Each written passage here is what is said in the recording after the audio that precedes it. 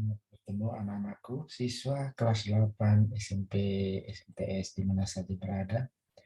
Pada pembelajaran bab 5 bagian kedua ini, Bapak ingin menyampaikan tentang bagaimana pengembangan, meringkas, dan menulis teks eksplanasi. Oke, mari simak penjelasan yang akan Bapak jabarkan dalam bagian kedua teks eksplanasi berikut ini.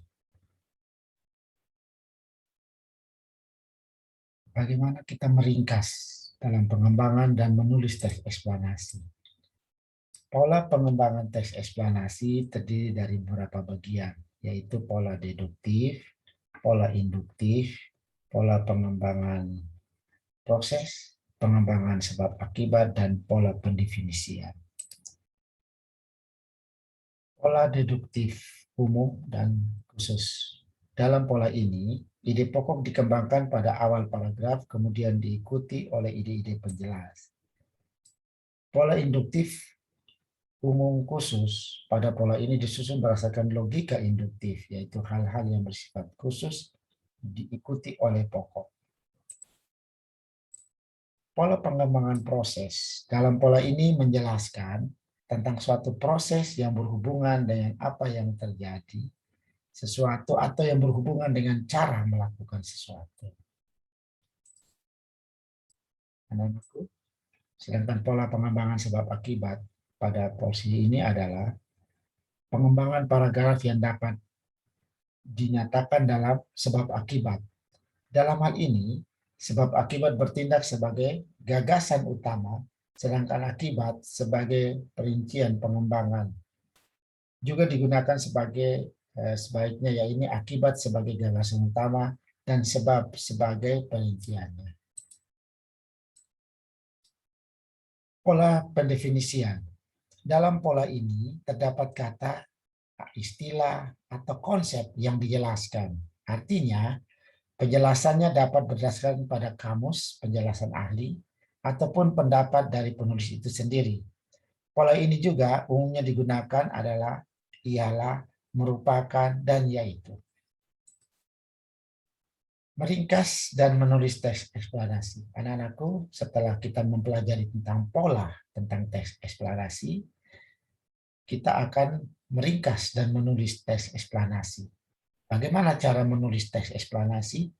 Yang pertama, tentukan objek, fenomena atau kejadian alam yang akan ditulis dalam bentuk teks eksplanasi. Yang kedua, mengumpulkan data atau informasi tentang objek atau fenomena alam yang terjadi tersebut. Yang ketiga, menyusun struktur teks eksplanasi sebagai kerangka karangan. Yang keempat, mengembangkan struktur teks menjadi eksplanasi. Yang kelima, memberi judul pada teks eksplanasi.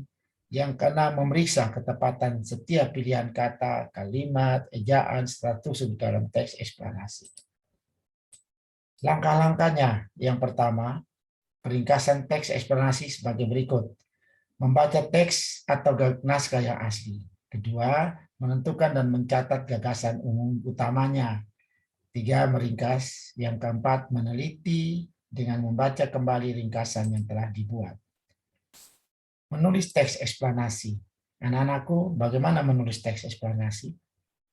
Yang pertama, kita menggunakan pola sebab akibat. Pengembangan teks eksplanasi dapat menggunakan pola sebab akibat. Dalam hal ini, dapat bertindak sebagai gagasan umum, sedangkan akibat sebagai perincian pengembangannya. Namun demikian, dapat juga terbalik. Akibat dijadikan sebagai gagasan umum, maka perlu dikemukakan sejumlah sebab sebagai perinciannya. Pola sebab akibat sebenarnya sangat ketat dengan hubungan proses jika disusun untuk mencari hubungan bagian-bagiannya.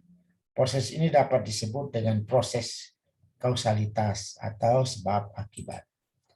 Contohnya, gempa bumi di wilayah selatan daerah istimewa Yogyakarta 27 Mei pukul 05.54. Kekuatan gempa tersebut tercatat 6,2 skala Richter pada kedalaman 17,1 km.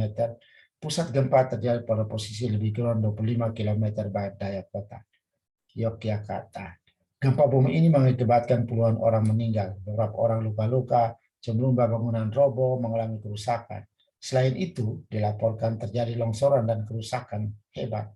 akibat pemukiman dan bangunan lainnya di Kabupaten Bantul karena dekat dengan sumber gempa bumi. Yang berikut adalah pola pengembangan proses. Proses merupakan suatu urutan dari tindakan-tindakan atau perbuatan-perbuatan untuk menciptakan atau menghasilkan suatu atau perurutan dari suatu kejadian atau peristiwa untuk menyusun sebuah proses. Anak-anak, bagaimana langkah-langkah? Yang pertama adalah mengetahui rincian secara menyeluruh. Yang kedua, membagi proses tersebut menurut tahapan kejadian. Yang ketiga, menjelaskan setiap urutan ke dalam detail-detail yang tegas sehingga pembaca dapat melihat seluruh proses itu dengan jelas. Contoh, pada bulan keempat, muka telah kian tampak seperti manusia. Bulan kelima, rambut-rambut mulai tumbuh pada kepala. Selama bulan keenam, alis dan bulu mata timbul. Setelah bulan ketujuh, fetus mirip kulit orang tua dan kulit merah keriput. Selama bulan ke-8 dan ke-9, lemak ditimbun di bagian kulit sehingga perlahan-lahan menimbulkan sebagian keriput pada kulit. Kaki membulat, kuku keluar, dan ujung-ujung jari. Rambut asli rontok dan fetus menjadi sempurna dan siap dilahirkan. Oke, ini adalah contoh teks eksplanasi anak-anakku. Demikian yang Bapak sampaikan tentang pola pengembangan meringkas dan menulis teks eksplanasi. Mudah-mudahan bermanfaat untuk anak-anakku. Mari tetap belajar dan tetap semangat. Selamat bertemu pada pertemuan-pertemuan selanjutnya. Terima kasih.